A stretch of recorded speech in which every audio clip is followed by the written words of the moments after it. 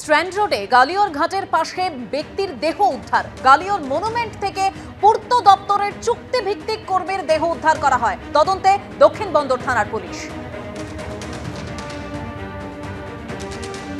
Stand রোডে গোয়ালিয়ার ঘাটের পাশে গোয়ালিয়ার মনুমেন্টের মধ্যে থেকে এক ব্যক্তির দেহ উদ্ধারের ঘটনা।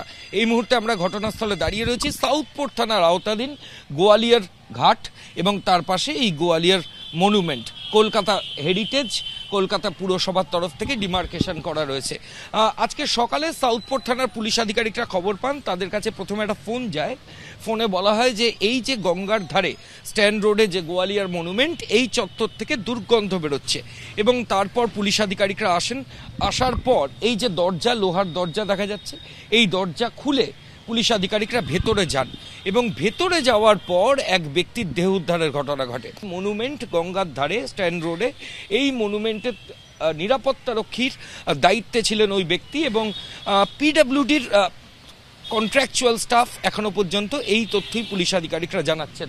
এই যে মনুমেন্ট, তার ভেতরেই তিনি থাকতেন, কিন্তু কিভাবে ওই ব্যক্তির মৃত্যু হলো সেটা নিয়ে রহস্য দানা বেঁধেছে। সাউথপোর্ট থানায় একটা অস্বাভাবিক মৃত্যুর মামলা রুজু হয়েছে। পুলিশ আধিকারিকরা তদন্ত শুরু করেছেন। দেহ কলকাতা পুলিশের যে মেডিকেল কলেজ মর্গ, সেখানে ইতিমধ্যে পাঠানো হয়েছে। ক্যামেরায় অভিজিৎ দত্তের সঙ্গে ময়ূক ঠাকুর চক্রবর্তী, এবিপি আনন্দ, কলকাতা। প্রদেশ কংগ্রেস অফিসে গুন্ডামি ভাঙচুরের ঘটনা। জামিন পেয়ে গেলেন বিজেপি নেতা রাকেশ সিং। তবে জামিন পেলেও এখনো জেল মুক্তি নয় রাকেশ সিং এর। যাদবপুরের একটি মামলায় এখনো হেফাজতেই থাকছেন রাকেশ সিং। আদালতে কি হলো আজ, আরো বিস্তারিত আমরা জানবো। আবির দত্ত রয়েছেন আমাদের সঙ্গে টেলিফোন লাইনে। আবির, জানা যাচ্ছে যে প্রদেশ কংগ্রেস অফিসে যে ভাঙচুরের ঘটনা বা হামলার ঘটনা, সেই ঘটনায় যারা গ্রেপ্তার হয়েছিল তাদের অন্যতম রাকেশ সিং এবং রাকেশ সিং জেল হেফাজতে ছিল এই মামলায়। অন্যদিকে যাদবপুরের একটি মামলা, যেখানে তার বিরুদ্ধে হুমকি, মারধর, তোলাবাজি এবং অস্ত্র আইনে মামলা ছিল, সেই মামলাও রয়েছে। এখন যেটা জানা যাচ্ছে যে আজকে শিয়ালদা আদালতে প্রদেশ কংগ্রেস অফিসে যে ভাঙচুরের ঘটনা, সেই ঘটনায় তাকে জামিন দেওয়া হয়েছে।